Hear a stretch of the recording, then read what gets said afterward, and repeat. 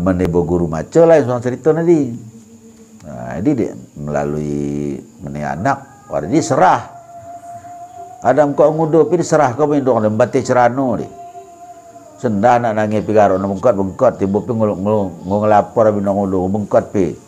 Baku anakku yang sendah no, ini ku bobo ka di. Bate cerano aku bino ngudo di bantong resam mardi kumbakan.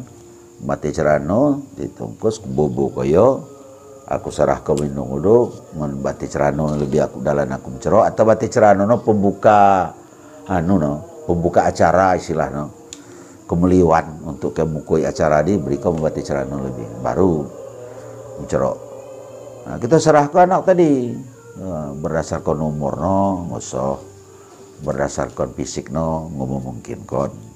Ini nama yo serahkan bandu kam selaku induk udo ya mulai sendah nari ya ini aku serahkan mau bandu. Darat apa kami dah perlu kami nasihati baik di tingkah no dicerok bagi kita jarang kak kawin nih.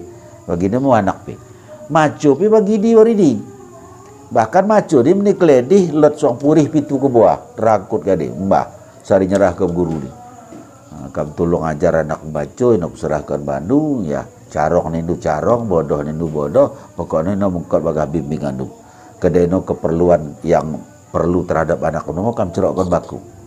Terakhir kita nyerahkan ina meneyo nak mati cerok, meneyo menkumuh perangi, ina purih memopok nu.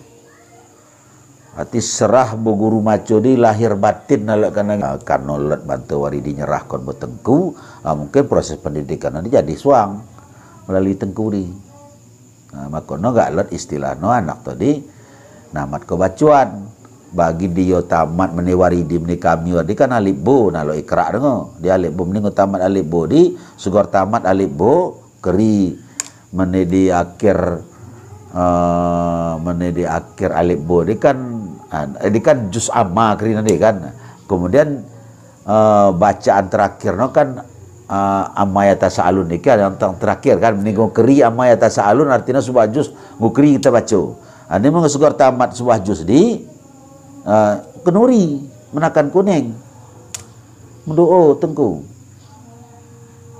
artinya menakan kuning ya lengkap dengan persyaratan nadono tengku di kiang atuh na sebulan anak nunggu tamat alhamdulillah juz amma. Jadi mungkin ini sekian angkih bo Al-Quran antara Al-Quran ada kenuri lebih di menakan kuning